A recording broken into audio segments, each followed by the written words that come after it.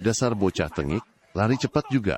Berhenti lari, kakekmu ini mau memenggal kepalamu. Biar bisa kujadikan bukti buat ngaku-ngaku itu orang barbar dari utara. Lumayan, 10 tael perak langsung masuk kantong. Sial, aku baru saja pindah ke dunia ini, malah jadi pemalas kelas kakap yang kantongnya lebih kering dari mukanya sendiri. Belum juga paham situasi apa ini. 2 prajurit perbatasan sudah mau menebas kepalaku saja. Habis jalannya, gak ada tempat lari lagi. Siap mati saja, bocah. Sialan. Sudah jatuh dari tebing kok masih belum mati juga. Hari ini, apapun yang terjadi, aku nggak akan membiarkanmu lolos. Ayo, 10 tael hadiahnya. Ya, nggak bisa terbang lagi deh. Lewat lereng landai di sebelah timur itu, kakinya pincang. Nggak bakal bisa lari cepat. Nah, di sini tempatnya. Aku di sini nih. Kalau jago, ambil saja kepalaku kalau berani. Belum mati ternyata. Masih bisa teriak-teriak. Kejar.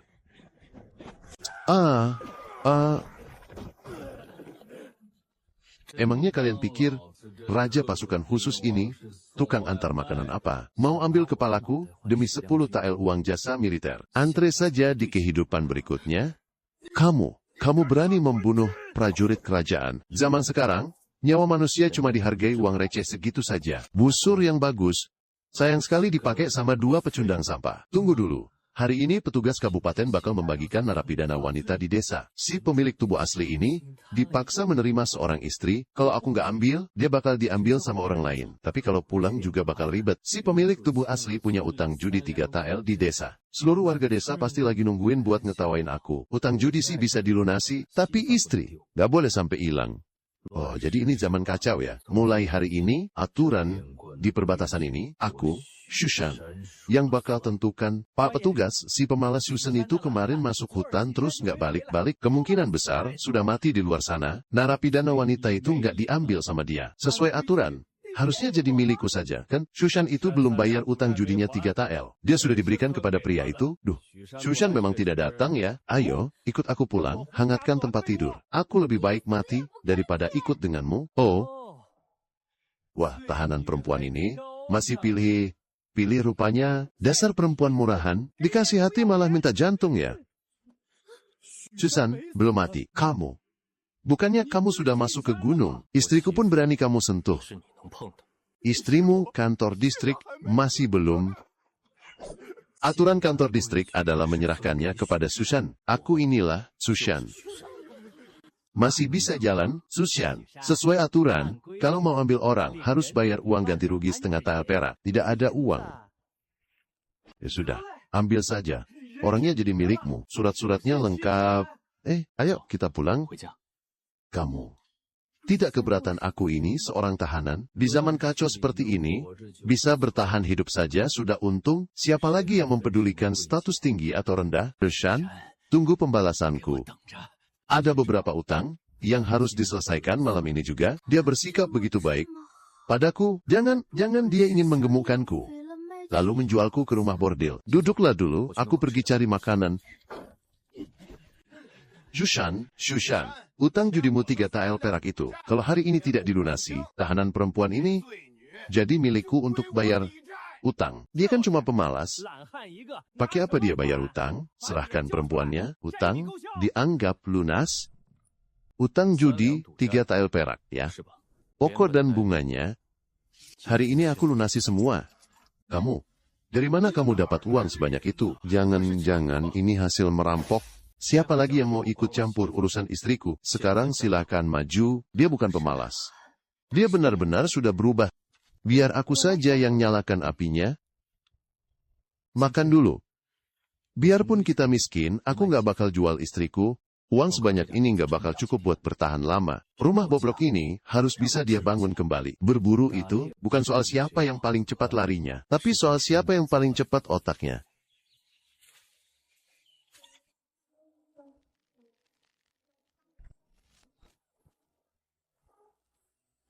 Wah, si pemalas hari ini kok berubah? Jangan ini hasil curian. Ya, hasil curian. Coba deh kamu ke gunung curi 1 ekor buat aku lihat. Ada barang bagus lagi. Sebenarnya, apa sih yang dia incar dariku? Masak begini apa bisa dimakan?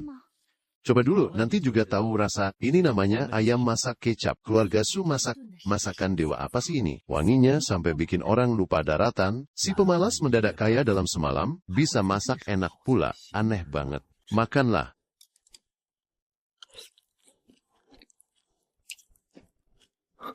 Gak enak, enak banget. Suamiku, ini benda apa? Ini penyaring air. Air kotor masuk, air bersih keluar. Pengetahuan dia, kok bisa lebih banyak dari juru tulis di kota. Orang macam Wang si nomor 3 itu, kalau dipukul cuma bakal dendam, dia nggak bakal kapok. Dia pasti bakal datang. Suamiku, kamu lagi buat apa? Menyiapkan hadiah penyambutan buat tamu yang nggak diundang. Si pemalas itu, seharian tadi, angkut batu, pasti capeknya kayak anjing mati. Sekarang pasti sudah tidur nyenyak. Mangwang, kita bener-bener mau bawa kabur perempuan itu, terus kuras semua barang berharga di rumahnya, biar dia tahu rasa karena sudah mempermalukanku siang tadi.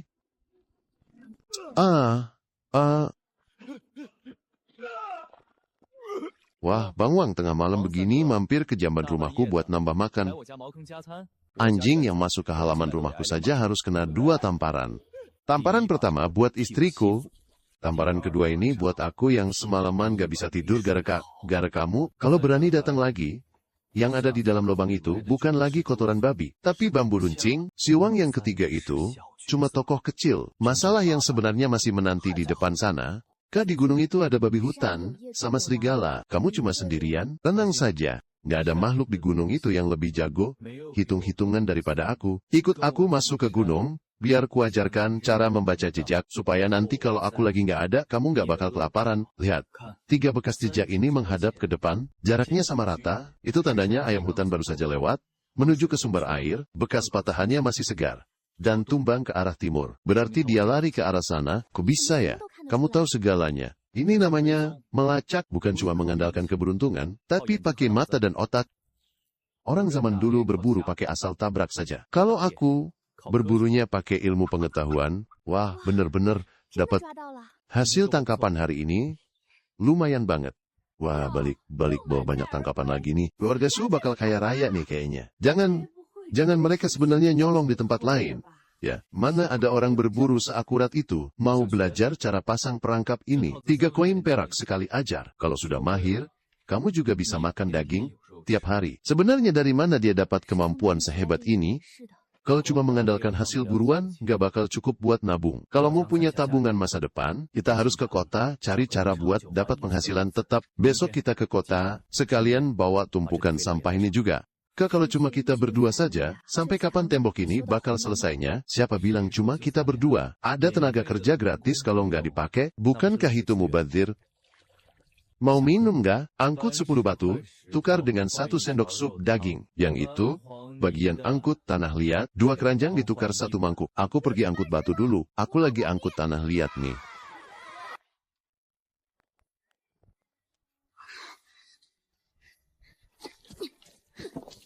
Si Susan ini benar-benar jago juga ya.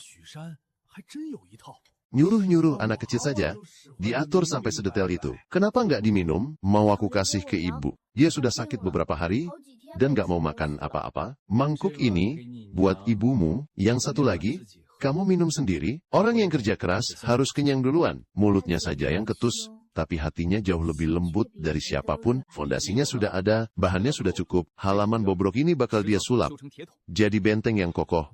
Wah, tempat kumuh begini ternyata menyembunyikan cewek secantik ini ya. Wanita ini bakal aku ambil. Ini uang mukanya. Kalau mau selamat, ambil uangnya terus pergi sana. Tinggalkan wanitanya di sini. Nanti kalau aku sudah bosan, bakal aku kasih sisa makanan buat kamu. Kamu siapa, hah? Berani-beraninya, ini Tuan Muda Hu, Hu Qinglu. Keluarga Hu itu orang terkaya di Kabupaten Yuncheng. Mereka punya koneksi sampai ke pasukan perbatasan kota Shuofeng. Gimana? Udah tahu diri kan sekarang? Aha. Udildak konin khabitata totumahuk hidup kamu. Kamu berani mukul aku. Hei, kalian hajar dia sampai babak belur. Tanganku, sendi manusia itu punya titik tumpu yang terbatas. Asal tahu titiknya, 1 jari saja, cukup buat bikin banteng roboh. Kamu tahu nggak bapakku siapa? Kamu tamat? Siapa bapakmu? Aku nggak peduli. Tapi satu hal yang aku tahu. Kalau mau pamer uang, lihat dulu siapa yang mau kamu hadapi. Tanganku, Shushan. Kamu berani mematahkan jariku. Aku bakal bikin seluruh keluargamu menderita. Aku bunuh kamu. Shushan, oh Shushan, kamu sudah buat masalah besar.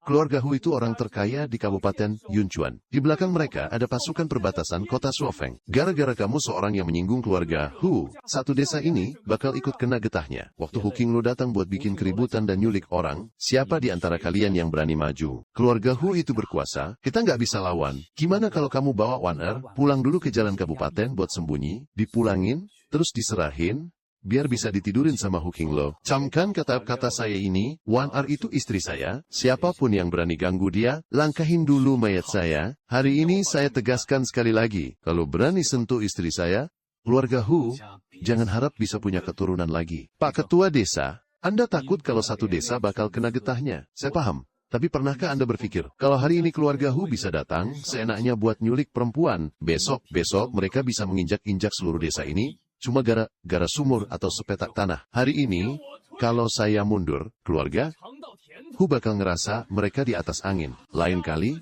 yang mereka culik itu anak gadis kalian, istri-istri kalian sendiri. Apa yang diomongin kayaknya ada benernya juga. Kalau keluarga Hu datang, kita tanggung bareng biaya ini, kita pakai uangnya buat bayar orang perbaiki pagar desa dan gali parit pertahanan. Yang kerja, kita kasih makan, plus kita kasih upah juga. Memegang nasib di tangan sendiri, jauh lebih baik daripada harus berlutut memohon belas. Kasihan sama keluarga Hu lah. Saya ikut, toh sama saja kita ditindas terus. Mending kita ikut Shushan buat melawan sekali ini. Dengan menyeret seluruh desa, ikut serta kalau keluarga Hu datang lagi. Bukan cuma saya sendirian yang mereka hadapi. Gali parit sedalam 3 kaki. Tancapkan kayu runcing secara miring. Biar siapapun yang menyerbu masuk bakal jatuh tersungkur duluan. Kok bisa-bisanya si Shushan ini paham soal ginian? Tapi kalau sampai keluarga Hu bener-bener murka, orang tua yang sudah jompo kayak saya, ini yang bakal jadi sasaran pertama mereka. Shushan, saya harus bilang dari awal, seandainya keluarga Hu datang buat balas dendam besar-besaran, saya nggak akan sanggup menanggungnya. Ini semua kamu yang mulai. Ingat itu, Pak RT, ini mau cuci tangan ya.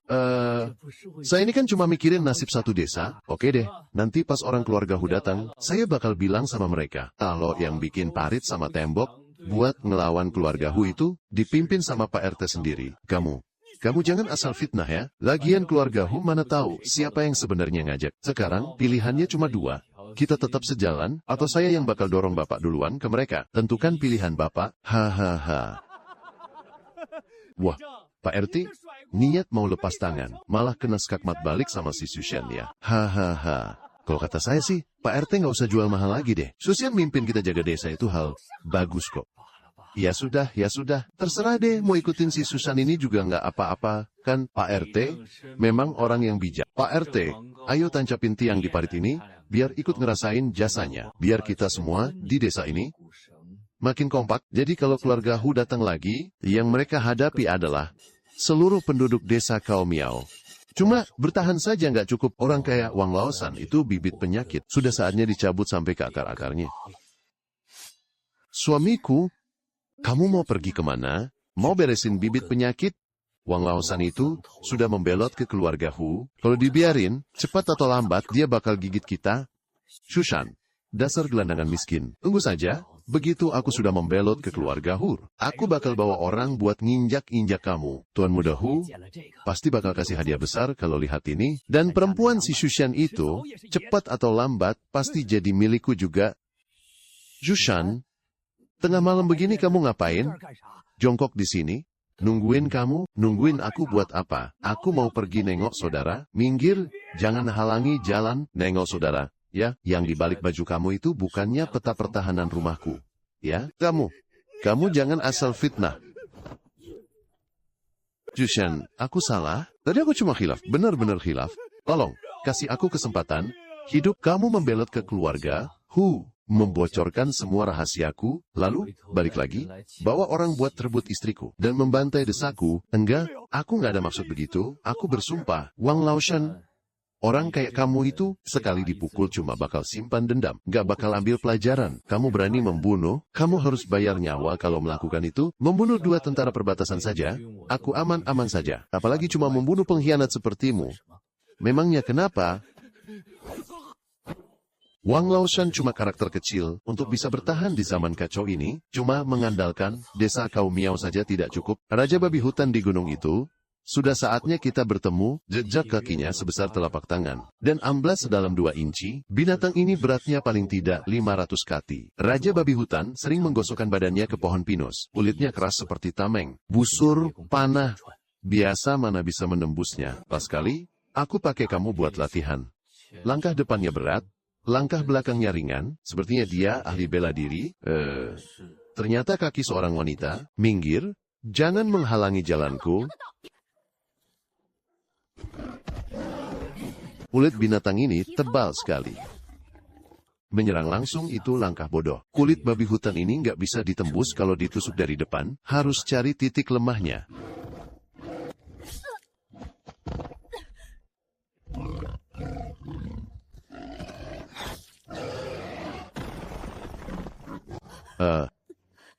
Mulutmu saja yang keras, tapi nyawamu tidak sekeras itu. Siapa kamu? Ini buruanku. Buruanmu. Kalau dia menabrakmu sekali lagi, kamu bakal jadi makanannya. Menghadapinya langsung, itu cari mati. Semakin kencang, dia menerjang, makin besar inersianya, makin gampang ditipu. Kamu gila ya? Adu lari dari depan. Kamu nggak bakal menang lawan dia. Siapa bilang aku mau adu cepat sama dia? Langkah pertama, hambat momentumnya. Langkah kedua, pakai prinsip pengungkit buat melontar, incar titik lemah yang nggak bisa dia lindungi. Langkah ketiga, titik fatalnya kelihatan.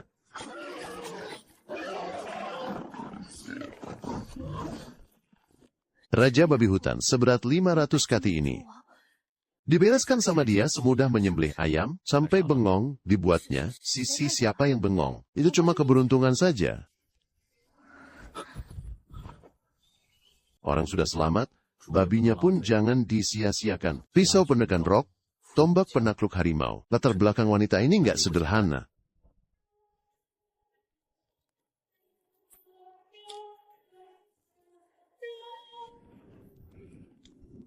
Kehabisan darah dan suhu tubuhnya turun drastis. Kalau nggak segera dihangatkan, dewa pun nggak bisa menolongnya. Maaf ya, aku terpaksa, nyawa lebih penting, jangan salahkan aku. Detak jantungnya hampir berhenti. Pertolongan pertama, ala zaman modern. RJP, resusitasi jantung paru. 1, 2, 3, 4. Mesum. Kamu tadi pingsan gak sadarkan diri, detak jantungmu saja hampir hilang. Kalau aku gak menolongmu, sekarang kamu pasti sudah kaku. Terus kenapa kamu buka bajuku? Pinggangmu tersayat taring babi hutan. Kalau gak segera dibalut, darahmu bakal habis. Pukulannya keras juga. Nyelamatkan nyawamu, dibalas 1 tamparan, rugi bandar aku. Babi hutan itu beneran kamu yang bunuh sendirian. Ya iyalah, masa iya dia mati nabrak pohon sendiri. Bolehlah kamu lumayan juga, kalau pisau ini jatuh ke tangan dia. Kelompok Gunung Angin Hitam itu pasti bakal datang cari masalah. Hutang nyawa kali ini, aku ingat. Ambil saja pisau penekan rok ini. Orangnya udah pergi, tapi babinya nggak boleh dibuang. 500 kati daging, kalau ditukar uang perak, lumayan juga dapatnya. Kalau nggak kuat angkat, ya jangan diangkat. Katrol tetap bisa mengubah arah gaya. Katrol bergerak, bisa menghemat separuh tenaga. Dasar barang penemuan Archimedes, buat angkut seekor babi mah, lebih dari cukup. Ya ampun, Mak. Raja babi hutan segede ini. Oh, Shushan, barang segede ini, kamu yang urus sendiri, jangan kamu mencuri ya, babi. Curian mana bisa bikin aku jago bongkar dagingnya kayak gini. Coba kamu curi 1, terus lihat bisa nggak seahli ini. Daging ini harus dibawa ke kota, buat dijual. Cuma restoran gede kayak Ding Xianglu yang sanggup menampung sebanyak ini. Daging babi hutan itu, alot banget. Nggak ada yang doyan, 1 kati 10 wen. Mau jual silahkan. Nggak mau ya sudah, 10 wen. Harga segitu. Kamu anggap aku pengemis apa? Daging buruan amis kayak gini, laku saja sudah untung. Coba lihat daging ini, jaringan uratnya saja belum dibersihkan. Kalau nggak bersih, mana ada yang berani beli? Nggak bisa dibersihin bersih. Sini, aku kasih lihat caranya, bersihin yang benar.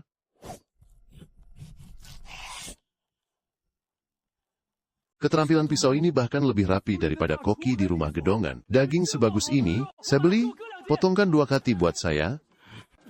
Anak muda, keterampilan pisaumu hebat sekali. Semua daging buruan ini, biar Deng Xianglu yang borong semuanya. Daging babi hutan, 1 kati 50 wen. Ayam hutan, 1 ekor 300 wen. Bagaimana deal ya? Jangan banyak basa-basi. Seorang pemburu bisa mengolah hasil buruan serapi ini.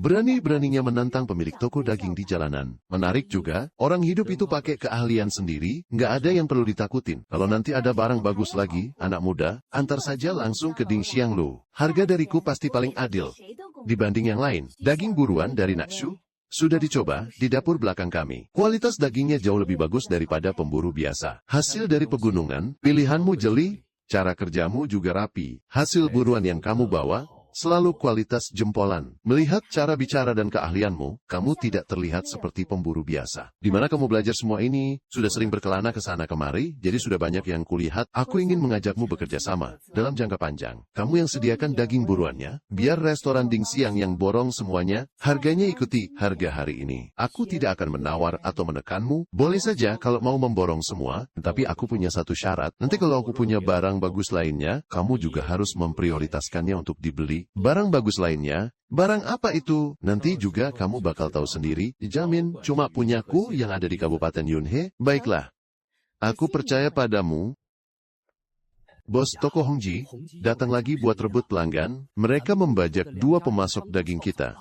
Lihatlah, berbisnis memang tidak mudah. Pesaing merasa iri, terus-terusan berusaha menjegal. Kalau mereka iri, itu tandanya usahamu bagus. Yang perlu ditakuti, bukan pesaing, tapi kalau tidak punya kemampuan, kita bakal diinjak orang. Pemburu ini bicara lebih tajam daripada orang terpelajar. Saudara Su, lain kali kalau ke kota, ingat, datang ke restoran Ding Xiang dulu ya. Pasti, nak, bawakan 2 guci arak enak lagi. Aku sedang senang hari ini, haha tuan tentara. Kalian bertiga belum membayar tagihannya. Bayar, kami makan di sini itu sudah memberi kehormatan untuk restoran Ding Xiang. Berani-beraninya kau minta uang, tuan tentara sekalian, biar makan kali ini aku yang traktir, tapi mohon jangan persulit pegawaiku. Seharusnya kau sendiri yang temani kami minum, baru benar.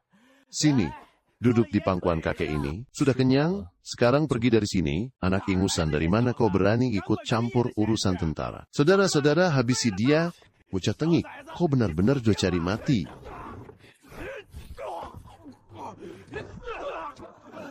Aduh, sakit sekali rasanya.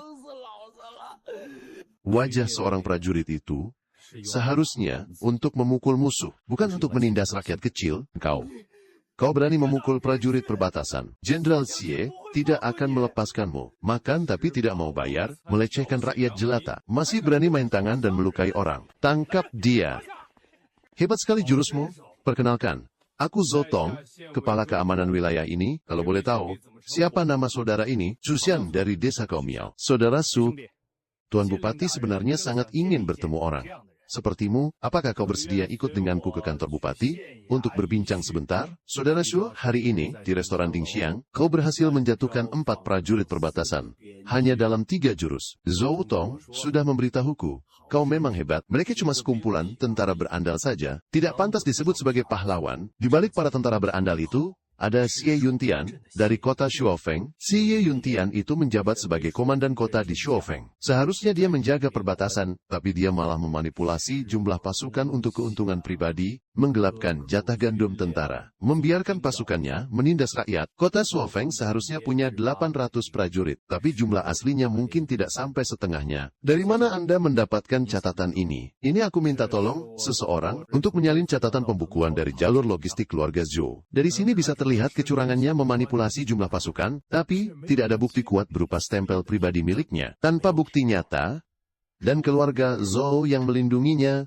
Sudah setengah tahun aku menyelidikinya, tapi aku tidak bisa menyentuhnya sama sekali. Aku punya catatan pembukuannya, tapi tidak punya bukti hukum yang kuat. Ditambah lagi, aku tidak punya pasukan, apalagi orang berbakat sepertimu. Jika kau bersedia membantuku, Tun Bupati Wang, aku hanyalah seorang pemburu. Urusan istana seperti ini, aku tidak berani ikut campur. Ini tanda pengenal pribadiku. Kalau suatu saat nanti saudara Su mengalami kesulitan di Kabupaten Yunchuan, tunjukkan tanda ini dan temui aku di kantor kabupaten. Dia saat ini hanya memegang catatan pembukuan cabang. Yang kurang adalah bukti otentik yang punya cep pribadi. Perkataanmu aku ingat baik-baik. Saudara Su, Anda adalah pejabat yang benar-benar bekerja untuk rakyat. Gerombolan Xie Yuntian itu bertindak semena-mena. Cepat atau lambat, semuanya harus dihitung. Hari itu pasti akan tiba. Wang Shouyuan kekurangan bukti kuat. Kalau aku bisa mendapatkan catatan transaksi dengan cap pribadi tulisan tangan Xie Yuntian, itu sama saja dengan memegang kelemahan fatalnya. Kamu ini Sushan, dari desa Kaomiao. Kan, dari mana kamu dapat pisau yakun yang kamu bawa itu? Nemuin.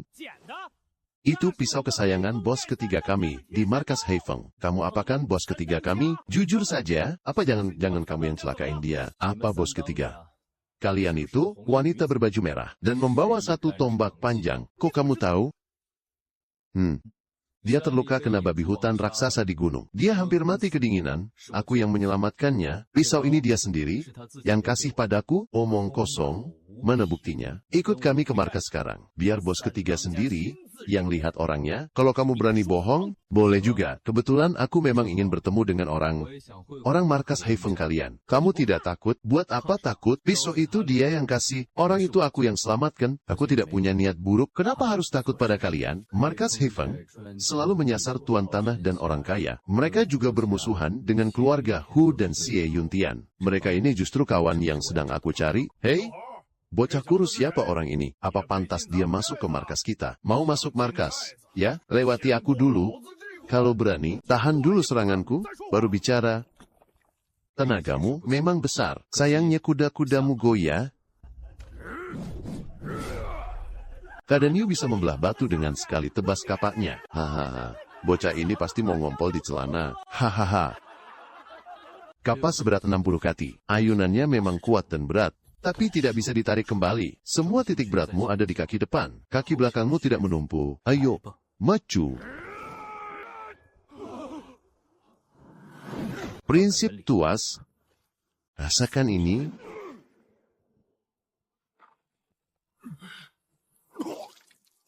Aku Kampa. Kenapa aku bisa terpelanting? Punya tenaga besar itu bagus, tapi kuda-kudamu tidak kokoh. Begitu kapak di ayun, kamu sendiri yang kehilangan keseimbangan. Berkelahi itu bukan cuma soal siapa yang lebih kuat, tapi siapa yang otaknya lebih jernih. Bocah, kamu lumayan juga ya. Baru kali ini, ada orang yang bisa menjatuhkan Danio dalam satu jurus. Kakak, dialah yang menyelamatkanku, selamatkan adikku. Aku berterima kasih. Tapi kamu seorang pemburu yang naik gunung sendirian, pasti bukan cuma sekadar mau mengembalikan pisau, kan? Pengamatan yang tajam. Ketua, aku naik gunung karena ingin mengajak perguruan Heifeng berbisnis besar. Bisnis apa?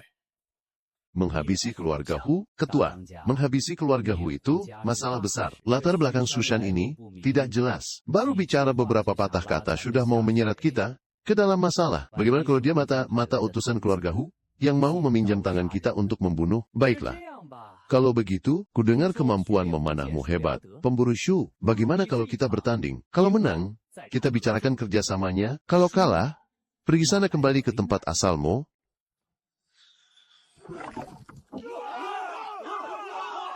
Silakan. Pemburu Shu, memanah target diam itu apa serunya? Targetnya kan tidak akan lari. Musuh itu harusnya dibandingin soal siapa yang paling bisa bertahan hidup. Burung di langit terbang ribuan mil, kamu pun berani sombong. Angin condong ke tenggara. Kecepatan burung 3 kaki. Harus diantisipasi, satu badan lebih awal.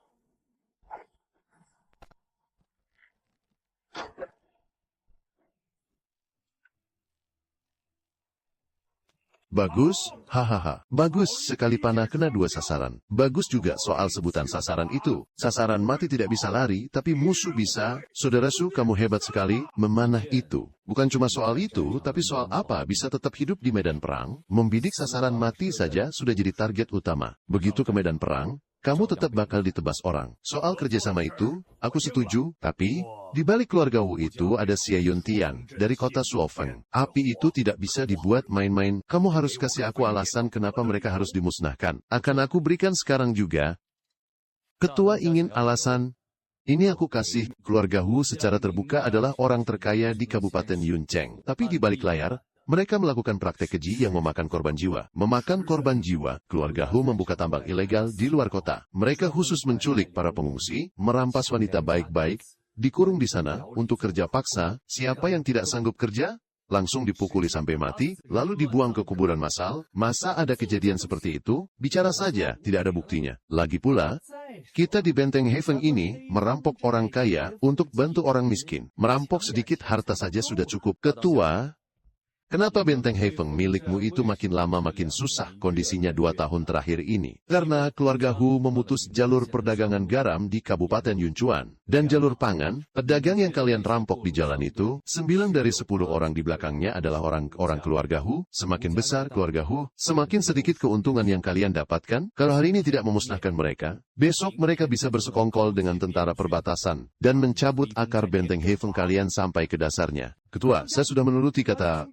saudara Su, pergi ke luar kota untuk memantau tempat pembakaran rahasia milik keluarga Hu Kora. Ternyata benar, di dalam tempat yang gelap itu ada ratusan orang yang ditahan, semuanya adalah pengungsi dan perempuan yang diculik. Sekumpulan binatang ini, kakak, kita harus memusnahkan keluarga Hu. Perampok gunung seperti kita merampok uang, tapi masih punya batasan moral. Tapi keluarga Hu ini, mereka memakan manusia, serigala-serigala seperti mereka jika dibiarkan, hanya akan jadi bencana. Pekerjaan ini, benteng angin hitam yang akan ambil. Ketua, kalau Anda sudah memutuskan, kita harus melakukannya dengan matang. Keluarga Hu itu didukung oleh pasukan perbatasan. Kita harus memikirkan rencana jangka panjang, pastikan dulu pertahanan mereka sebelum bertindak. Soal memantau pertahanan, biar saya yang urus, saya akan menyusup masuk sendirian, kita serang dari dalam dan luar. Sushan, seorang pemburu yang tidak jelas asal-usulnya, hanya dengan beberapa kata sudah bisa menghasut ketua untuk mencari masalah dengan Xie Yuntian. Aku justru akan meminjam pisau ini untuk menghabisi kalian semua. Sekaligus, kirimkan ini, malam ini juga ke kota Shuofeng. Berikan langsung ke tangan Jenderal Xie Yuntian. Alat penyadap buatan sendiri, suara langkah kaki dan pergantian jaga di balik tembok, terdengar sangat jelas. Patroli dilakukan dalam tim berdua, setiap 1 batang dupa sekali pergantian, jeda waktu pergantian, jaga sekitar 20 detik.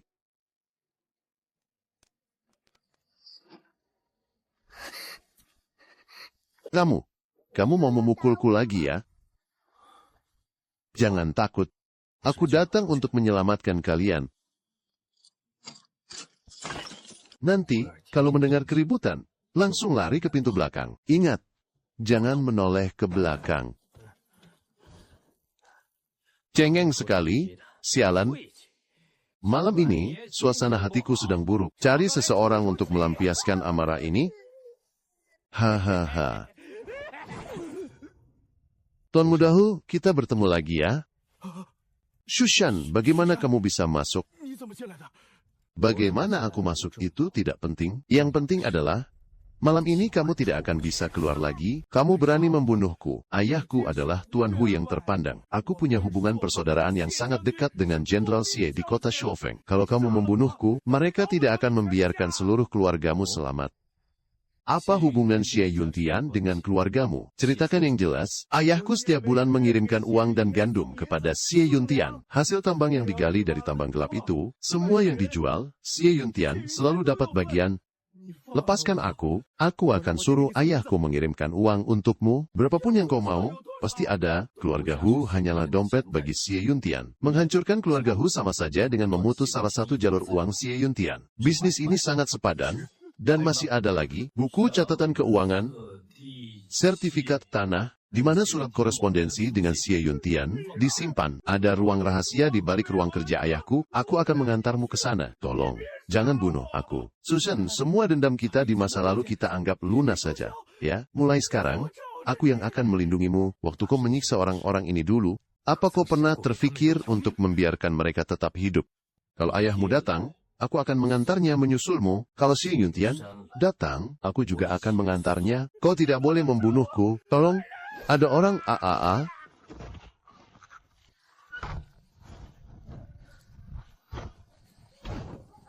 Saudara sudah berhasil. Itu sinyalnya. Saudara-saudara, tambang pemakan manusia, milik keluarga Hu ini, malam ini kita ratakan.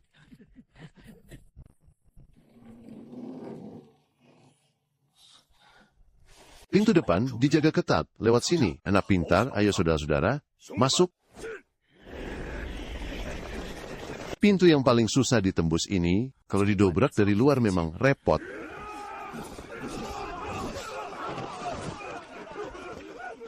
Tapi kalau ada orang yang mendorong dari dalam, sekali dorong langsung terbuka.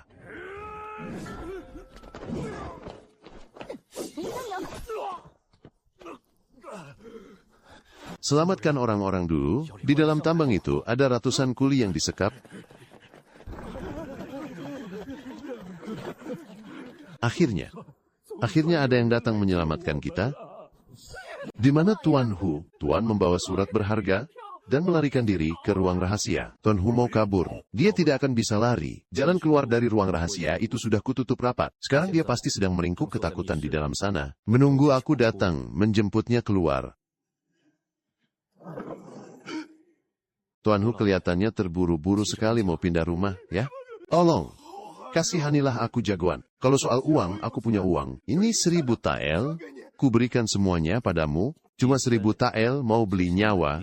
2000 tael, 3000 tael, aku berikan seluruh harta keluarga Hu padamu. Sudah berapa banyak orang yang tewas di tambang gelapmu itu? Orang yang kakinya kau patahkan, pekerja paksa yang tewas kelelahan, lalu dibuang ke kuburan massal. Apa kau pernah menghitung berapa nilai nyawa mereka dalam bentuk perak? Emas dan perak yang memenuhi ruanganmu ini, pada dasarnya adalah darah rakyat yang kau isap, memakai uangku untuk membeli nyawamu sendiri. Perhitunganmu licik sekali.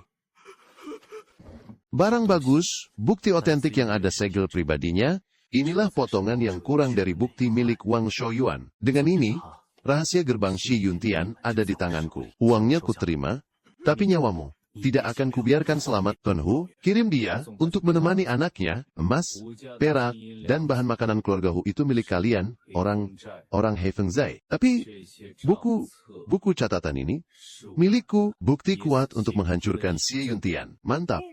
Dengan uang dan bahan makanan dari tambang ini, saudara bisa bertahan selama setengah tahun. Kepala pelayan keluarga Hu membawa orang bagian pembukuan, memanfaatkan kekacauan untuk kabur lewat pintu samping. Mereka membawa lari satu peti barang berharga. Uang itu tidak penting, tapi isi kepala orang pembukuan itu catatan rahasia itu, transaksi gelap itulah yang bisa mengancam nyawa. Aku akan mengejar mereka sendiri. Kita tidak boleh membiarkan Xie Yuntian melenyapkan saksi. Ketua pasukan penjaga perbatasan kota Shuofeng telah mengepung kediaman besar keluarga Hu. Ada pengkhianat, Jenderal Xie, semua orang ada di dalam. Gerombolan bandit Hefengzai ini telah merampok keluarga Hu. Buktinya sudah jelas. Han Xuan, kau pengkhianat tak tahu diuntung. Segerombolan bandit gunung merampok keluarga Hu. Yang terhormat, aku diperintahkan untuk membasmi bandit. Jangan harap ada satupun yang bisa hidup. Keluarga Hu yang terhormat, mereka membuka tambang ilegal dan melakukan perdagangan manusia. Ini adalah catatan Budi, masih ada buku ini lagi. Setiap bulan keluarga Hu mengirim 300 tael perak ke kota Shuofeng dan 500 ton gandum. Setiap catatannya ditekan dengan stempel pribadi milikmu, Xie Yuntian. Bagaimana kau akan menjelaskan hitungan ini? Jenderal, benar-benar menerima uang dari keluarga Hu? Ya, omong kosong. Ini semua palsu. Palsu, stempel pribadimu ada di catatan, itu tanggal transaksinya, orang yang menanganinya. Apa kau mau? Aku minta kepala desa Wang mencocokkan setiap poinnya, satu persatu untukmu. Bunuh mereka semua, bakar buku catatannya, kalau sudah jadi abu tidak ada lagi bukti. Seluruh pasukan dengarkan perintah, jangan sisakan satu orang pun. Pasukan perbatasan Shushan, jumlahnya banyak. Kalau nekat melawan, kita tidak akan menang. Menyerang langsung itu langkah bodoh. Mereka memang banyak, tapi mereka punya kelemahan. Bos, kita harus hancurkan persediaan makanan mereka dulu. Kau bawa orang untuk menahan bagian depan, beri aku waktu setengah batang dupa, aku akan memutus jalur belakang mereka. Bertahanlah, saudara-saudara.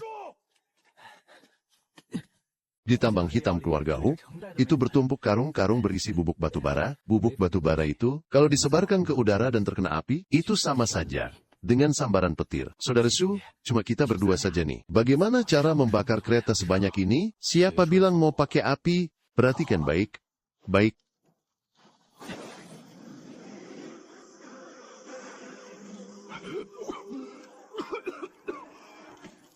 Debu aneh apa ini? Tutup telinga kalian. Tiarap.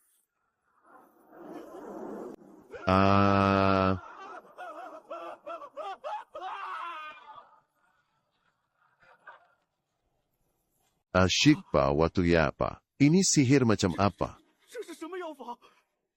Ini ilmu pengetahuan. Persediaan makananku. Persediaannya terbakar. Kita sudah tidak punya logistik lagi.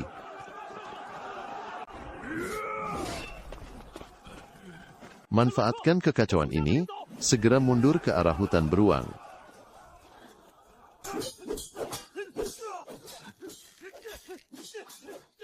Jushan, kau benar-benar mengacaukan rencana besarku. Hari ini adalah hari kematianmu. Jushan, awas. Senyang, aku tidak apa. Lindungi dia.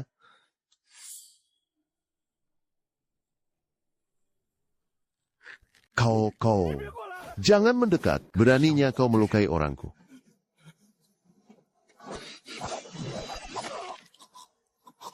Siapapun yang berani menyentuh orangku, bahkan Raja Neraka pun tidak akan bisa menyelamatkanmu. Shishan, ada satu hal yang belum pernah kuceritakan padamu. Aku bukanlah bandit wanita biasa.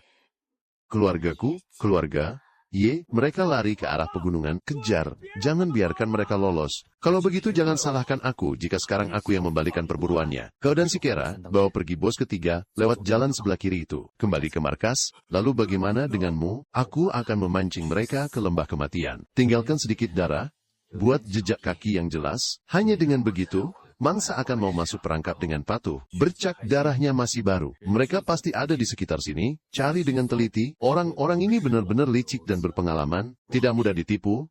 Kalau melawan langsung aku pasti rugi. Harus kubuatkan jebakan untuk mereka.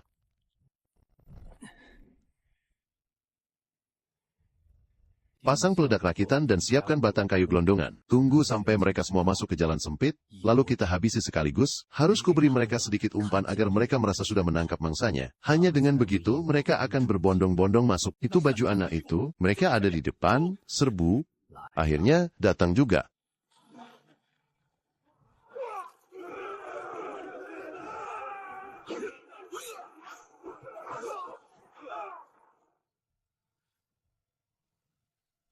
Baju itu memang sengaja kutinggalkan. Sayangnya, begitu kalian melihat mangsa, kalian langsung lupa kalau kalian sendirilah yang sedang diburu. Seorang pemburu.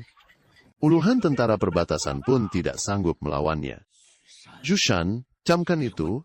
Aku akan membalasmu. Saudara Su, kepala pelayan keluarga Hu sudah kabur. Dia membawa satu kereta penuh barang berharga. Dia juga membawa serta si juru tulis. Mereka lari ke arah selatan. Pak Bendahara. Kepala pelayan itu nggak penting. Bendaharalah kuncinya. Rincian transaksi antara keluarga Hu dan Xie Yuntian. Semuanya ada di kepala bendahara itu. Kita nggak boleh biarkan Xie Yuntian membunuhnya untuk tutup mulut. Cepat, lebih cepat lagi. Begitu kita keluar dari wilayah Kabupaten Yunchuan, kita aman. Kepala pelayan, kalau kita kabur begini, urusan keluarga Hu ya, biar jadi urusan keluarga Hu. Mereka sudah tamat. Kita ambil saja apa yang bisa kita bawa. Selagi sempat, nanti di tempat lain, kita bisa mulai hidup baru. Kenapa terburu-buru sekali mau pergi? Perhitungannya kan belum selesai. Tolong Tuan, ampunilah nyawa saya. Uangnya. Ambil saja semuanya. Catatan transaksi antara keluarga Hu dan Xie Yuntian itu. Selain buku catatan resmi, apa saja yang kamu tangani, tapi tidak kamu catat. Shushan, kalau kau mau nyawa si bendahara ini, langkahi dulu mayatku. Biarkan aku pergi. Kau berani mengancamku pakai dia? Aku akan bicara. Aku akan katakan semuanya. Xie Yuntian bukan cuma menerima uang dari keluarga Hu. Dia bahkan menyunat jatah ransum militer, lalu menyuruh keluarga Hu menjualnya lagi, untuk ditukar dengan perak. Soal surat izin garam, dan pesanan gelap lainnya, aku punya salinannya di sini. Bagus sekali. Dengan buku catatan dan bukti-bukti ini, tuduhan Xie Yungtian bersekongkol dengan musuh dan korupsi, serta menjual ransum militer. Dia nggak akan bisa lari dari semua ini. Ini adalah bukti yang bisa menghancurkan hidupnya. Kalau kau pegang bukti ini, cepat atau lambat, Xie Yungtian pasti bakal membunuhmu. Mau melimpahkan urusan keluarga Hu ke kepala kita. Jangan harap mau menyuruhku jadi kambing hitam. Telan saja sendiri akibat perbuatanmu itu. Xie Yungtian, sekarang titik kelemahanmu ada di tanganku. Hentikan, lupa itu kotor. Lukanya nanti malah membusuk. Bukankah orang gunung biasa mengobati luka seperti ini? Diobati begini, orang bisa mati, sakitnya minta ampun. Tahan sebentar, ini untuk membersihkan lukanya. Pakai arak keras buat membunuh kuman. Biar lukanya tidak membusuk, 3 hari lagi, lukanya akan menutup. 7 hari lagi lepas jahitan, kau tidak akan mati. Aku masih hidup. Nyawamu panjang sekali. Yang lukanya parah, pakai obat yang paling bagus. Keluarga saudara kita yang gugur di medan perang, beri santunan 20 tael per rumah. Uang itu cuma kertas. Habis bisa cari lagi, nyawa itu modal utama. Kalau sudah habis ya sudah. Yang penting, selamatkan orang dulu. Saudara Su, nyawa, orang-orang benteng angin hitam, mulai hari ini jadi milikmu. Keluarga Hu sudah musnah, tapi Xie Yuntian masih hidup. Kekuatan benteng angin hitam sekarang sedang melemah. Kita harus cari tempat untuk menetap dan cari uang. Biar orang kita bisa pulih kembali. Aku selamatkan dia di gunung. Orang benteng angin hitam itu yang menahan pedang untukku. Biarkan dia memulihkan diri beberapa hari. Tenang saja, Nona. Istirahatlah di sini. Aku pergi masak sup tulang supaya dia cepat pulih. Istrimu, orangnya baik sekali. Dia jauh lebih bijaksana daripada siapapun. Jushan, perkataanku waktu itu, kau dengarkan, pisau ini ada ukiran karakter, Ye. Pengerjaannya, ini standar persenjataan keluarga militer. Kau bukan sekadar bandit wanita biasa. Pisau ini namanya pisau penahan gaun. Ayahku yang menempa sendiri, pisau ini untukku. Keluarga Ye kami adalah keluarga militer turun-temurun yang menjaga perbatasan. Tapi 2 tahun lalu, kami difitnah berkhianat, dan seluruh keluarga dihukum mati. Aku dan kakakku diselamatkan oleh pelayan setia yang rela mengorbankan nyawanya. Menjadi bandit, bukannya kami mau jadi perampok. Dunia ini yang tidak memberi kami pilihan untuk hidup. Keluarga militer difitnah. Seluruh keluarga dihukum mati. Orang yang bisa melakukan hal seperti ini, jelas, bukan orang sembarangan. Rahasia di balik keluarga. Ye itu dalam sekali. Hutang nyawa ini cepat atau lambat, harus dibayar lunas. Sudahlah, jangan sedih terus. Setidaknya kakakmu masih ada, nyawamu juga sudah selamat, semuanya akan membaik ke depannya. Keluarga pejuang yang sampai dihukum mati sekeluarga. Sepertinya di baliknya ada skandal besar, yang melibatkan seluruh pasukan perbatasan, mengandalkan orang-orang di Gunung Hefeng saja tidak akan cukup. Aku harus punya kekuatan sendiri, punya uang, dan punya pasukan. Sushan, kenapa di rumahmu ada gadis cantik tersembunyi? Wah, Sushan sudah sukses ya sekarang. Mau menyembunyikan kecantikan di rumah. Ya, Lin Wan Er itu kan sangat baik dan berbakti, kok dia masih berani bawa wanita lain ke rumah. Ini sepupu jauh yang mengungsi dari utara. Dia terluka di jalan. Dia di sini untuk memulihkan diri beberapa hari saja. Sepupu. Kelihatannya tidak mirip sama sekali. Tuh. Kakak Qin, terima kasih sudah menjaga Wan Er selama ini. Ini, ambil daging ini, cicipilah di rumah. Aduh Sushan, kamu terlalu sungkan. Sepupu ya, baguslah. Memang sudah seharusnya sepupu itu dirawat. Hahaha. Sushan, daging ini kalau direbus wangi sekali. Menurutmu, daging babi hutan ini lebih enak dikukus atau dimasak kecap? Daging rebus, dikukus atau dimasak kecap, semuanya enak. Tapi aku takut ada orang yang mulutnya memuji dagingnya, tapi di belakang malah bergosip yang tidak. Tidak, mulutmu lebih tajam dari pisau. Untuk menghadapi mulut ember seperti itu, pisau tidak mempan, harus disumbat pakai daging. Suamiku, cara ini jauh lebih ampuh daripada memarahi mereka. Mulut orang tidak bisa disumbat, tapi hati orang bisa dibeli dengan sepotong daging. Daging mungkin bisa membungkam mulut ibu-ibu di desa ini. Tapi untuk membiayai Gunung Hefeng, untuk menghidupi keluarga besar ini, hanya mengandalkan berburu saja tidak akan cukup. Sudah saatnya membuat barang unik yang hanya kita yang punya itu. Saatnya kita buat barang bagus yang cuma kita doang yang punya itu. Apa yang dianggap orang lain sebagai makanan babi ini, di tanganku, ini adalah emas yang bisa menghasilkan banyak uang. Kamu ngapain sih? Capek-capek merhatiin tumpukan makanan babi ini? Tunggu beberapa hari lagi, kamu juga bakal tahu. Benda ini bisa bikin keluarga kita benar-benar bangkit. Suamiku pasti punya alasan sendiri untuk setiap tindakannya. Kakanda, luka Saniyang, sudah hampir sembuh. Kamar ini, aku tidur di sebelah saja. Gila, satu ranjang dua istri. Beruntung sekali si Sushang ini, kakak ipar Qin, tengah malam begini, masih menguping ya. Tidak kok, Aku cuma lagi mau ke belakang. Kalian lanjut saja, aku nggak lihat apa-apa kok. Semuanya udah didengar sama janda Qin itu. Besok pasti bakal tersebar ke seluruh desa. Ini semua gara-gara kamu. Aku nggak peduli orang mau ngomong apa. Distilasi, pemurnian, atur suhu. Besok kita ke kota, pinjam penyulingan arak milik Su Qingyao. Begitu arak Shenzhui edisi pertama ini jadi, pasar arak di Kabupaten Yunchuan bakal berubah total. Bos Zhu dari Hongji bilang, bisnis restoran Dingxiang sudah saatnya mundur. Siang bolong berani menghadang jalan. Tangan si Zhu Dafu ini panjang juga ya. Aturan main kalau mau menghadang jalan, coba tanya dulu, emangnya kuat nahan kita? Kalian tunggu saja, Hongji nggak bakal lepasin kalian, masuk. Setiap kali kamu muncul, rasanya kayak datang buat nolongin. Zhu Dafu itu didukung sama orang dari kota Suofeng. Bisnis restoran Dingxiang makin hari makin susah dijalankan. Yang dukung dia itu Xie Yuntian. Ya, kok kamu bisa tahu? Bos Su, kalau bisnis susah, caranya harus diganti. Aku punya sesuatu yang bisa bikin restoran Dingxiang mengalahkan Hongji telak. Benda apa itu? Jenis arak.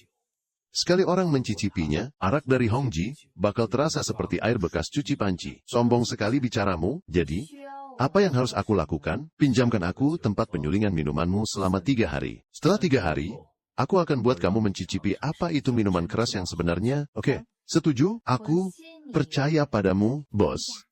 Aku lihat caramu menatap Kasu tadi, jangan asal bicara, tatapanmu itu beda. Loh, tempat penyulingan sudah punya sisa dedak gandum. Sekarang sudah ada hasil dari penyulingan pertama ini. Shen Xianzui pasti bakal langsung laris manis. Dek Su, kamu pakai panci sama pipa segala ini, sebenarnya mau buat apa sih? Menyuling itu gampangnya mengubah minuman biasa jadi minuman keras. Distilasi, pemurnian alkohol, tetes demi tetes. Pertama diuapkan, terus didinginkan, supaya mengembun lagi. Alat penyulingan sederhana ini sudah cukup. Bos, minuman dari sisa dedak gandum ini memangnya bisa diminum?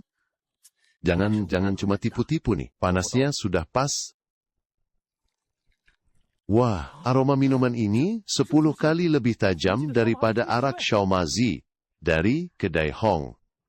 Pelan-pelan.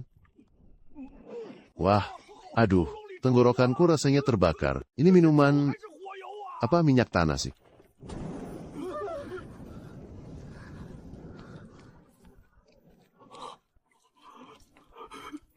Minuman keras. Minuman kok bisa dibakar? Minuman ini keras sekali. Satu-satunya yang ada di Kabupaten Yunchuan. Cicipi saja, tapi sedikit saja. Minuman ini, yang kamu minum bukan cuma arak, tapi kekuatannya, keras sekali arak ini. Bos Su, yang kamu pegang itu bukan cuma minuman, tapi emas. Minuman sekeras ini, tidak ada duanya di seluruh Kabupaten Yunchuan. Kalau dijual, harganya pasti selangit. Dek Su, bagaimana kalau kita bagi hasilnya? Ayo kita bicarakan. Baik. Minuman ini terlalu keras. Benar-benar tidak ada tandingannya di pasaran. Aku tawar 500 tael untuk beli putus resepnya. 500 tael. Bos Su, kamu ini sama saja menjual gunung emas harga batu kerikil. Begitu minuman ini terkenal nanti, saudagar kaya dan para bangsawan pasti bakal berebut. Dijual 10 tael per guci pun, orang bakal rebutan. 500 tael itu bahkan tidak cukup untuk uang recehnya. Terus, kamu maunya bagi hasil bagaimana? Resepnya ada di tanganku, bahan takaran api, dan proses pemurnian. Semuanya harus pas. Kamu tidak akan bisa menirunya. Aku yang sediakan resep dan teknologinya, kamu yang sediakan tempat pembuatan bir, jalur distribusi, dan tokonya. Bagi hasil 5. Modal tempat, tenaga kerja, dan toko, semuanya aku yang tanggung. Kamu cuma tinggal gerak sedikit saja. 37. 7 buat aku, 3 buat kamu. Kalau begitu, aku pergi cari Zhu Dafu dari toko Hongji di sebelah saja. Dia lagi pusing karena tidak bisa mengalahkan tokomu loh. Jangan buru-buru pergi dulu. Bat 6. Aku 6, kamu 4. Gimana? 5. Kurang 1% pun tidak mau. Ya sudah, aku pergi sekarang. Kamu ini benar-benar tidak mau rugi sedikit pun ya. Namanya juga bisnis. Siapa yang butuh? Dia yang harus mengalah duluan. Lagi pula, resepnya ada di tanganku. Tidak usah terburu-buru. Jadikan saja 5. Aku ingin lihat seberapa banyak untung yang bisa diberikan minuman kerasmu ini, paham cara buat bir, paham kondisi pasar, bahkan paham cara negosiasi, pemburu ini benar-benar tidak terduga kedalamannya. Minuman sekuat ini harus punya nama yang keren. Sekali teguk, rasanya melayang kekayangan, ditukar dengan posisi dewa pun aku tidak mau, namai saja Mabuk Dewa. Mabuk Dewa. Nama yang bagus. Besok aku akan suruh orang menyiapkan bahannya, kosongkan toko, segera produksi kelompok pertama, khusus untuk para pedagang kaya dan bangsawan di kabupaten ini. Saudara Su, berbisnis denganmu ini, akhirnya, aku paham. Kamu ini benar-benar aset yang sangat berharga. Begitu Mabuk Dewa keluar, uang pun mengalir. Dengan uang, aku bisa memelihara pasukan, membeli gandum, dan membangun rumah. Hanya dengan cara itulah aku bisa bertahan di masa kacau ini. Punya pedang saja tidak cukup, harus punya uang, punya orang, dan punya wilayah kekuasaan sendiri. Bos Ju bilang, curi bahan dan resep pembuatan bir itu. Berikan 50 tael, nanti tidak akan ada yang menjaga toko bir itu. Gampang sekali mencurinya.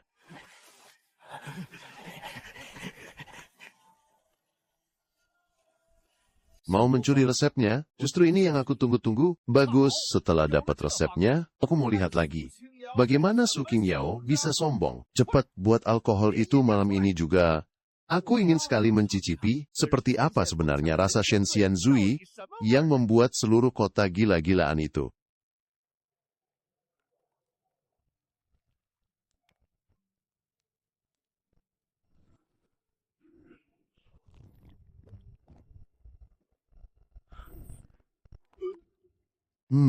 Rasanya aneh. Aku. Perutku? Bos. Ini bukan bahan buat arak, ini dedak gandum, dicampur obat pencahar. Saudara Su, si Zudafu, itu diare. Semalaman, katanya sampai kurus kering, begitu, salah dia sendiri. Tangannya tidak bisa diam, kamu sudah tahu. Dia bakal datang mencuri. Sengaja kamu taruh jebakan buat memancing dia. Saudara Su, kamu ini selalu selangkah lebih maju dari orang lain. Memangnya resep asli bisa aku taruh sembarangan? Karung di luar itu, isinya natrium sulfat dicampur dedak gandum. Mau menjiplak karyaku? Bersihkan dulu matamu. Lihat dulu, yang kau jiplak itu soal yang salah atau bukan. Su Qingyao dari Yushan. Hutang ini, aku, Zudafu, pasti akan catat. Mencuri saja tidak cukup. Awasi ketat perjamuan pencicipan di restoran Ding Xianglu itu. Baik, siap. Aku akan membuat nama Shenxian Zui itu hancur total. Su Qingyao, serahkan saja resep Shenxian Zui itu baik. Bagaimana kalau kita bagi hasil 21 tambah 5, Hongji dan Ding Xianglu jadi mitra saja? Bagaimana, Bos Chu? Ini namanya merampok bisnis ya. Setelah gagal mencuri, sekarang terang-terangan meminta. Bos Su, seorang janda mengurus bisnis sebesar ini tidaklah mudah. Bagaimana kalau orangnya dan tokonya sekalian jadi milikku saja? Lao Zu akan menjamin sisa hidupmu penuh kemewahan. Kata di bawah tempurung mau mengincar daging angsa ya. Jadi kamu bocah liar ini yang merusak rencanaku, pengawal. Hajar dia.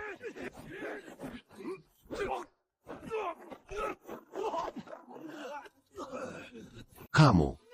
Beraninya kamu memukulku. Aku punya hubungan baik dengan Jenderal Xie dari kota Shushuofeng. Xie Yuntian lagi. Kenapa semua orang jahat di Kabupaten Yunxiang ini, dalangnya orang yang sama? Masalah mencuri resep dan urusan pembukuan semalam suntuk saja belum selesai. Urusannya sama kamu, hari ini kamu berani lagi mengincar wanitaku. Pergi sana. Bilang sama Xintian. Kalau mau menyentuh Ding Xianglu, langkahi dulu mayatku. Sushan, Jishen.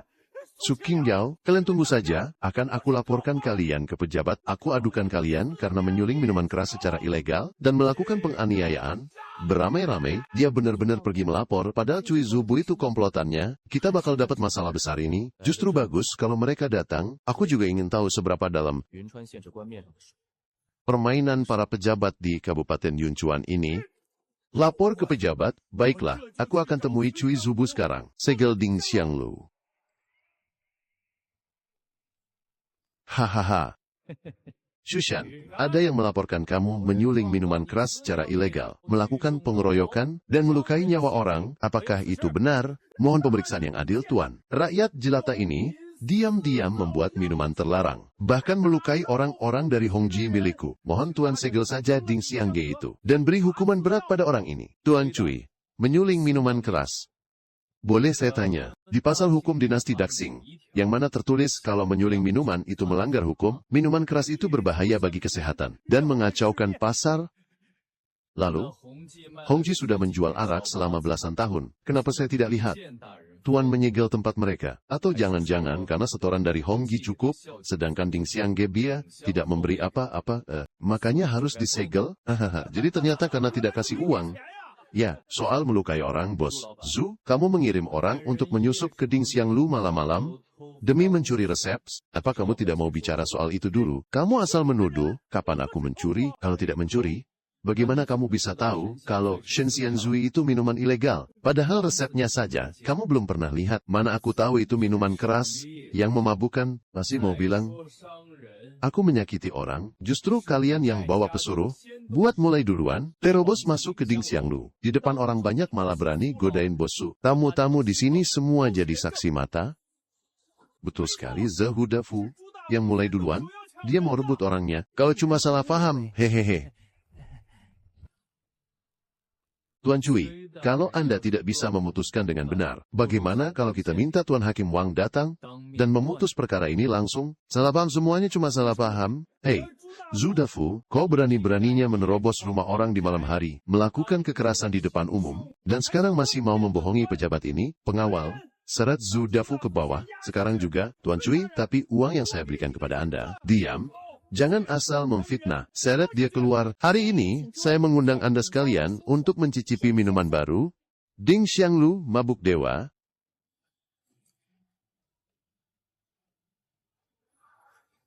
Orang-orang suruhan Zhu Dafu ternyata datang juga.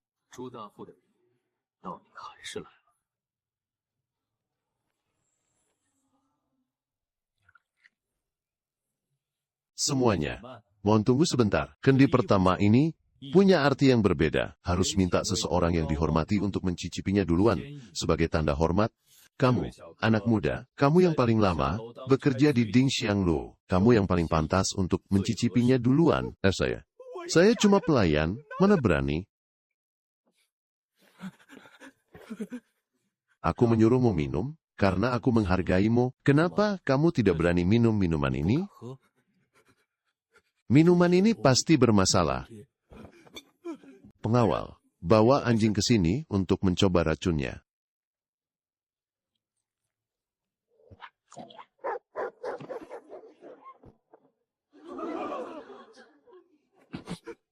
Siapa yang menyuruhmu? Ini perbuatan Bos Zhu dari Hongji. Dia yang menyuruhku menaruh racun di dalam minuman itu. Tujuannya supaya nama baik Ding Xianglu hancur. Kalian semua sudah lihat, kan, seberapa hebatnya mabuk dewa ini. Saking hebatnya, pesaing sampai rela pakai racun demi menghancurkannya, karena ini minuman yang sangat luar biasa. Tentu saja harganya sangat mahal. Mulai hari ini, mabuk dewa hanya akan dijual 30 kendi setiap harinya. Siapa yang berani bayar mahal, dia yang dapat.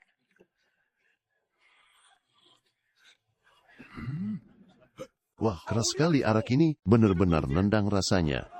Aku tawar 20 tael. Kalau 2 kendi, aku berani bayar 30 tael. Dia sudah memperhitungkan sejak awal kalau Zhu Dafu akan meracuni arak itu. Bahkan kejadian tadi pun sudah dia jadikan strategi buat jualan araknya.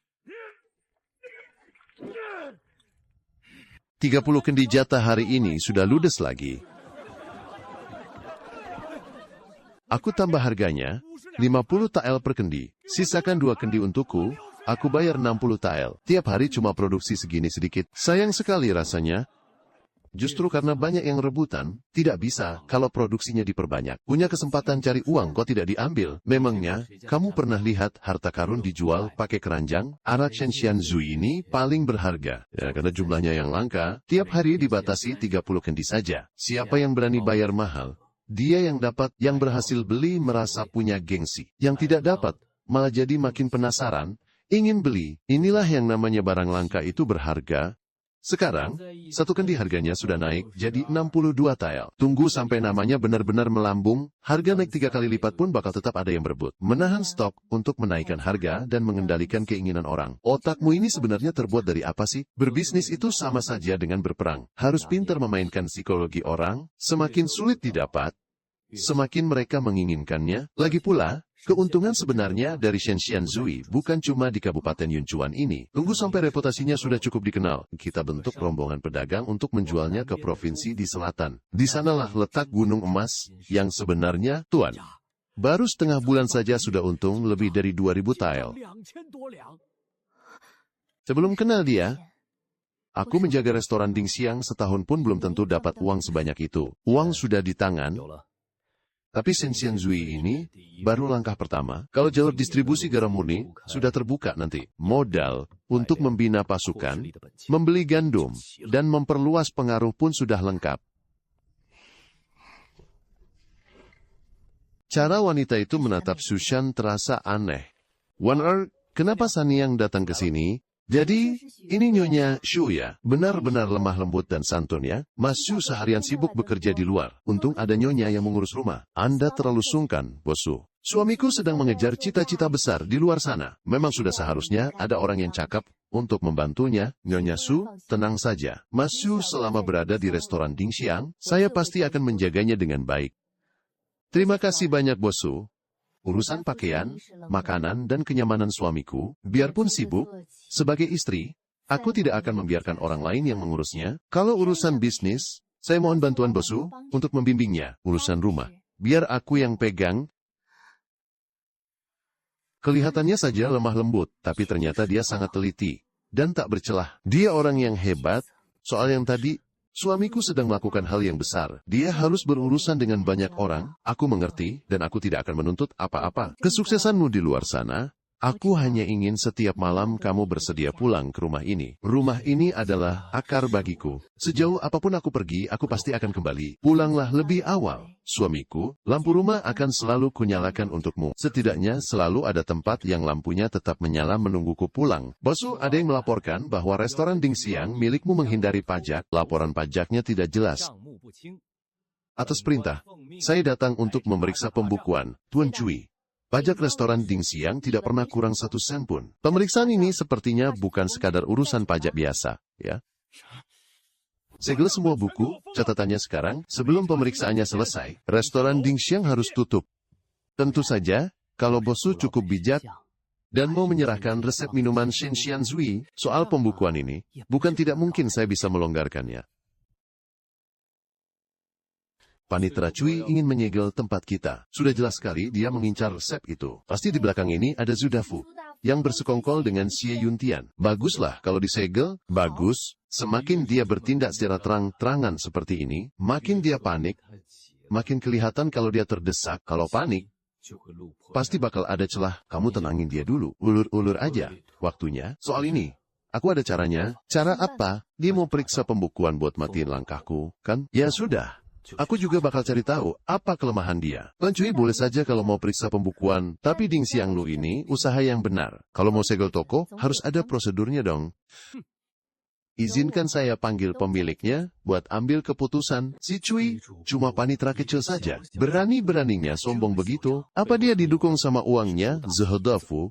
Atau ada hubungannya sama Xie Yuntian? Sayangnya, dia lupa yang beneran berkuasa di Kabupaten Yunchuan itu Wang Suyuan. Jangan banyak cincong. Kalau nggak kasih buku kasnya sekarang juga, kamu sama orangmu bakal aku bawa ke kantor kabupaten. Kamu pikir dengan jadi antek Zudafu, Xie Yuntian bisa seenaknya sendiri di Kabupaten Yunchuan? Di depan bupati, kamu itu bukan siapa-siapa. Pengawal, copot jabatan Cui Qingzhao sebagai panitera, jebloskan dia ke penjara, selidiki semua kasus suap dan korupsinya. Bos, gawat.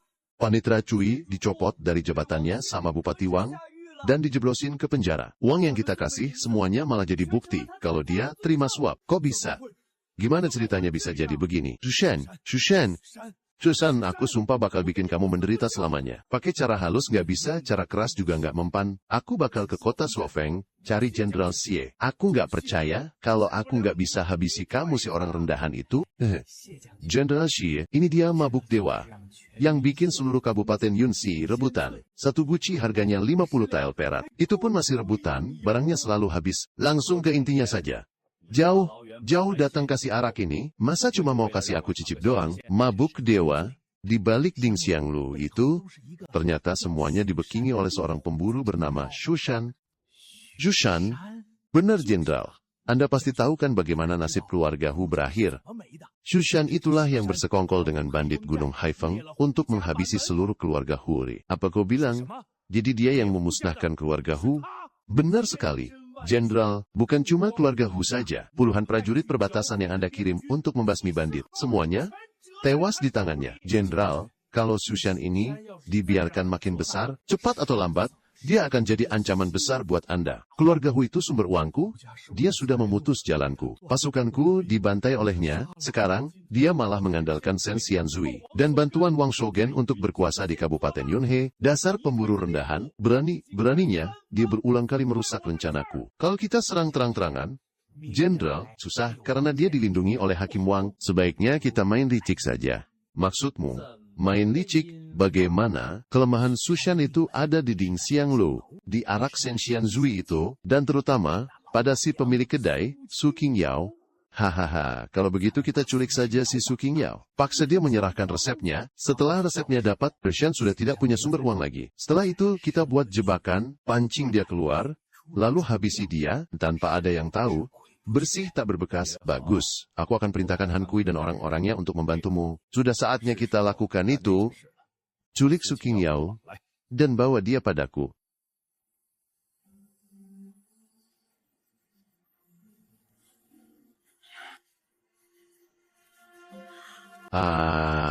Nyonya, sudah larut malam, kenapa belum istirahat? Sudah malam begini, kenapa belum tidur juga? Rombongan dagang berangkat lusa. Aku harus memeriksa daftar barangnya sampai tuntas. Kamu duluan saja yang tidur. Bawa dia ke rumah rahasia di utara kota. Sekuat apapun Shushan itu, dia tidak akan menyangka kalau kita berani menyentuh sumber uangnya.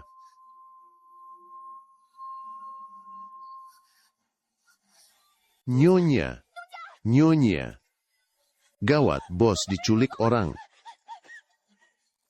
Bang Shu, bos diculik orang. Kejadiannya kapan? Gimana kondisi di lokasi? Baru saja, ada bekas jejak kaki di tembok belakang. Tusuk konde bos sampai patah. Zuredafu itu, dia curi resep, lapor pejabat, sampai meracuni. Si wanita gila itu pun semuanya kalah. Terdesak begitu, dia pasti nekat culik orang buat paksa keluar resep itu. Pasti ada Xie Yuntian yang jadi backingnya. Pasti itu ulah gerombolan bandit Gunung Siliu, menculik buat minta tebusan. Kan sudah jadi keahlian mereka. Aku sekarang juga bakal bawa orang buat hancurin markas mereka. Bukan bandit? Kok kamu tahu? Kalau bandit yang culik, tujuannya pasti uang. Tapi Su Qingyao sudah diculik lama. Belum ada siapa yang datang minta tebusan. Kalau nggak minta tebusan, berarti mereka bukan incar uang. Terus, apa yang mereka incar? Resep Shen Xianzui. Di dunia ini, orang yang paling kepingin resep itu, dan yang paling benci sama Su Qingyao dan aku, cuma Zhou Dafu. Tapi Zhou Dafu kan sudah habis dihajar. Cui Quanbo juga sudah dipenjara. Mana mungkin dia masih berani? Anjing kau terdesak ya. Nekat lompat pagar. Dia udah nggak punya masa depan di Kabupaten Yuncheng. Satu-satunya jalan, cuma cari perlindungan ke Xie Yuntian di kota Xiaofeng. Kalau benar Xie Yuntian yang jadi backingnya, berarti yang culik bosu itu tentara perbatasan. Orang itu susah dihadapi. Justru karena mereka tentara perbatasan, makanya mereka berani bertindak seberani itu. Kalau Zudafu mau paksa keluar resep, dia harus cari tempat tersembunyi yang gampang buat awasi korban. Kalau di dalam kota, terlalu mencolok. Kalau Gunung Siliu, terlalu jauh. Di utara kota, banyak rumah kosong tak terurus. Lokasinya dekat dari kota, akses keluar masuk juga gampang. Kemungkinan besar, dia sembunyikan korbannya di daerah sana. Dasar otak udang. Ye Sangyang, pergi kasih tahu si Kurus dan Danio. Bawa beberapa orang yang cekatan, kita kumpul di sebelah utara kota, kamu balik ke restoran Dingxiang. Tetap tenang. Bilang saja, bos lagi pergi mendadak ke Kabupaten Qingyuan buat urusan bisnis, jangan sampai ada yang bocor. Suamiku punya kaitan dengan tentara perbatasan, kamu harus hati-hati banget. Tenang saja. Mereka berani culik aku dan sentuh orang-orang di sekitarku. Mereka salah pilih lawan. Zhu Dafu, Xie Yuntian, kalian pikir dengan menculik dia, kalian bisa kendalikan aku, justru aku bakal tunjukin ke kalian apa artinya nasi sudah jadi bubur. Bahkan nyawa kalian pun bakal melayang. Shu. Rumah tua sebanyak ini. Kalau kita geledah satu, bisa sampai subuh baru selesai, gak usah digeledah. Tunggu saja mereka datang. Zhou Dafu pasti mau paksa minta resepnya, cepat atau lambat dia pasti datang. Dia bakal datang sendiri ke tempatnya. Kita awasi saja dia. Dia sendiri yang bakal kasih tahu jalannya. Lewat jalan tikus, jangan sampai menarik perhatian. Rubah tua ini hati-hati sekali. Ya. Makin hati-hati, makin membuktikan kalau Su Qingyao ada di depan sana.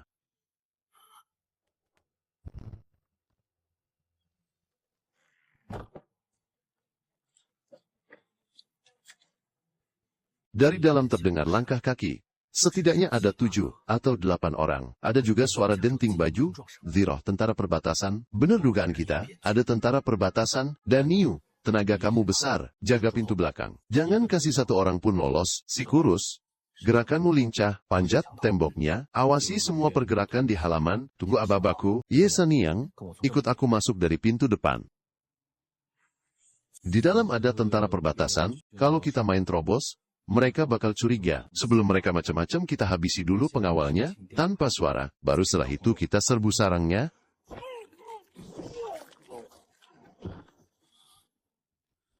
Orang pertama, habisi tanpa suara. Jangan sampai yang di dalam sadar, serang. Siapa di luar? Posisi kita ketahuan.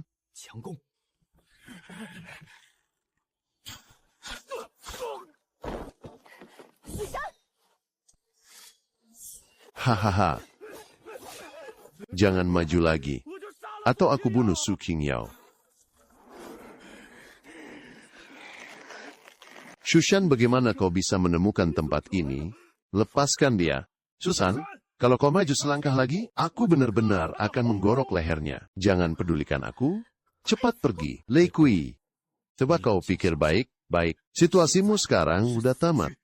Tamat, aku punya Sandra di tanganku. Kalau mau selamatkan dia, tukar dengan nyawamu. Anak buahmu di luar sudah habis semua, pintu belakang sudah dijaga oleh Daniu. Di atas tembok ada Hou yang mengawasi, kau tidak akan bisa lari. Kalau kau berani membunuhnya, aku pastikan kau mati tanpa sisa, tapi kalau kau tidak membunuhnya, kita masih bisa negosiasi. Berilah dirimu jalan keluar. Meski pisau ada di lehernya, kau tetap harus mendengarkan aku. Kau orang pintar, pasti paham maksudku. Komandan Lei, jangan dengarkan dia. Bunuh saja Su Qingyao. Siapa lagi yang bisa merebut resep Sensian Zui kalau bukan kita? Jenderal Xie pasti akan melindungimu. Benar juga kata si Shushan ini, mundur kau. Kalau tidak, aku benar-benar akan membunuhnya. Mulut si Zhou Dafu ini.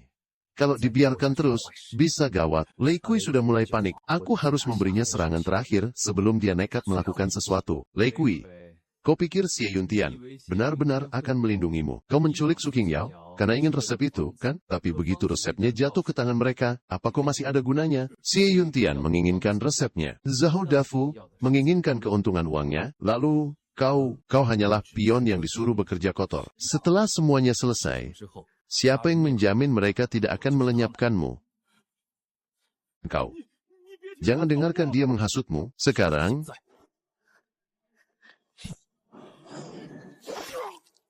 Xie Jun tidak akan melepaskanmu. Xie Yuntian, dia tuh bukan apa-apa. Mau lari kemana kamu?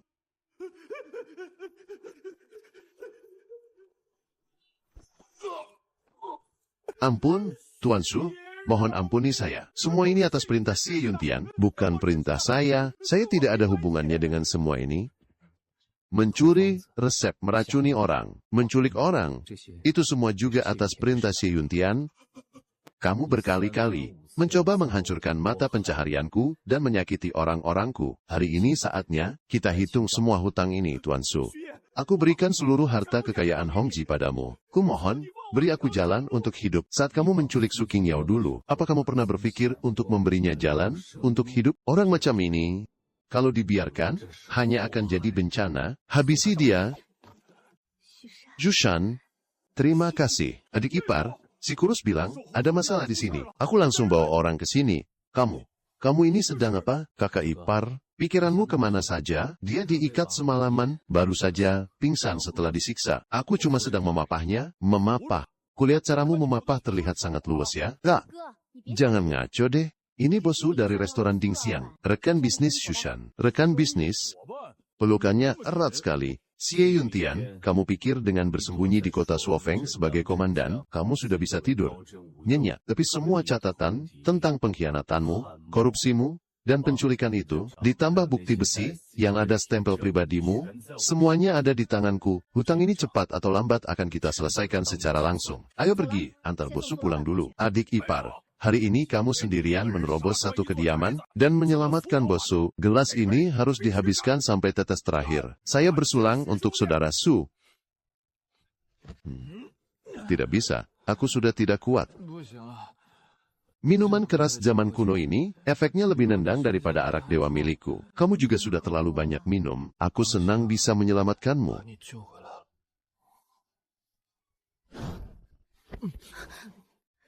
Shushan, Bu, bakpao buatan ibu, benar-benar luar biasa. Baiklah, kutaruhkan segalanya.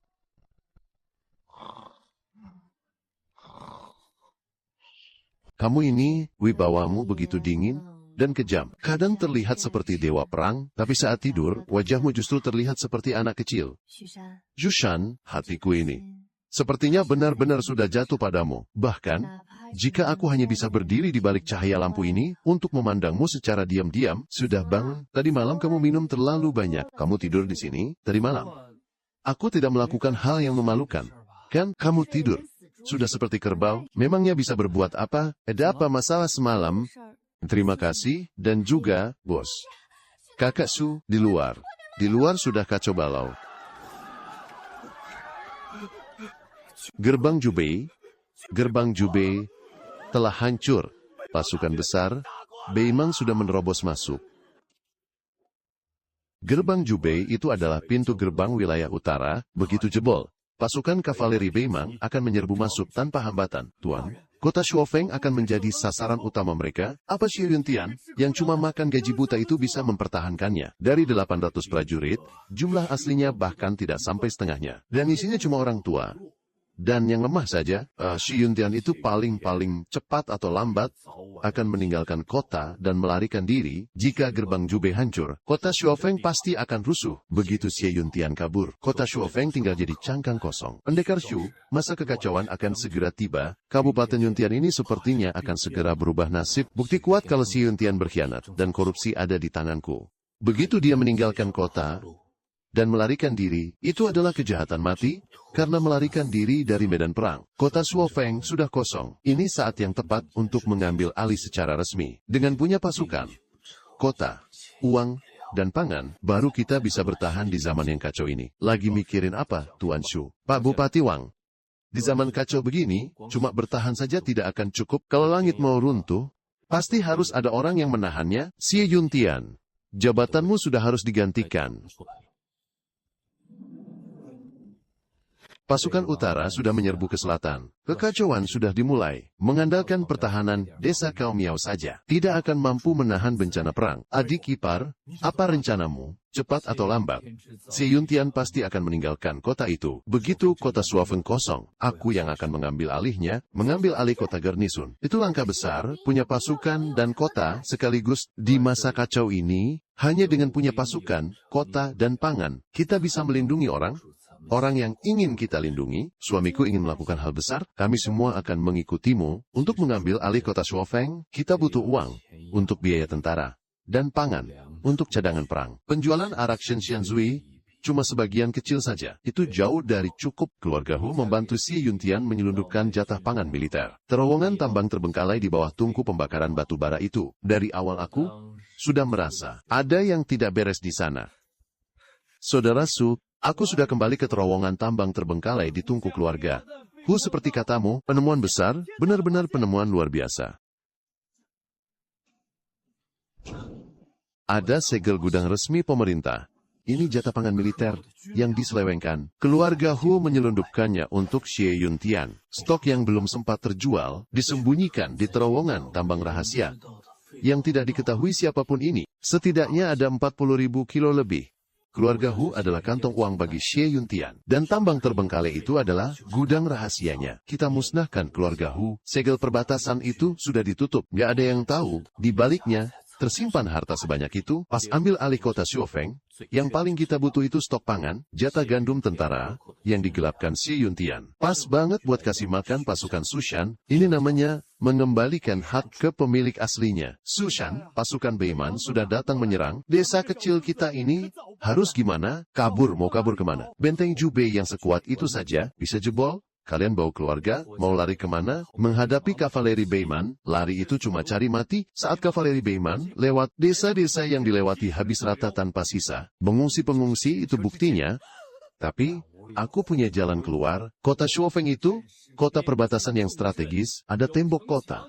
Ada persenjataan, si payah Xie Yuntian itu memang gak becus jaga, tapi aku bisa. Ikut aku ke Shuofeng, kita perbaiki tembok, kumpulin makanan, latih pasukan, kalau bisa bertahan, kita pasti selamat. Tapi Sushan, itu urusan militer, kita cuma rakyat jelata, di masa kacau begini, nggak ada bedanya antara rakyat sama tentara. Siapa yang bisa pegang senjata? Dia yang hidup, yang cuma bisa bersimpuh tunggu mati. Ya cuma bakal mati. Aku, Sushan, punya uang, punya pangan, punya pasukan, punya persediaan minuman Shenshenzui, stok gandum militer aman. Saudara-saudara dari bandit Heifeng juga dukung, jalur di dalam kota juga sudah pegang, asal kalian percaya sama aku. Ikut aku jaga kota Shuofeng. Aku, Sushan, jamin kalian bisa makan dan tetap hidup. Aku percaya sama Sushan. Gaspol, kita ikuti Sushan, jaga kota Shuofeng, kita ikut Sushan. Bukti nyata kalau Xie Yuntian berkhianat ada di tanganku. Kota Shuofeng yang sunyi sedang menungguku untuk mengisi kekacauan zaman ini. Ini adalah jalan buntu, tapi juga sebuah kesempatan. Beimang akan segera menyerang. Xie Yuntian ingin melarikan diri. Langit seolah akan runtuh. Kalau begitu, biarkan aku, Sushan, yang menahannya. Cepat, semuanya naik atas mobil. Jangan urusi itu lagi. Nyawa lebih penting. Lokasi tempat dia akan kabur sudah aku incar.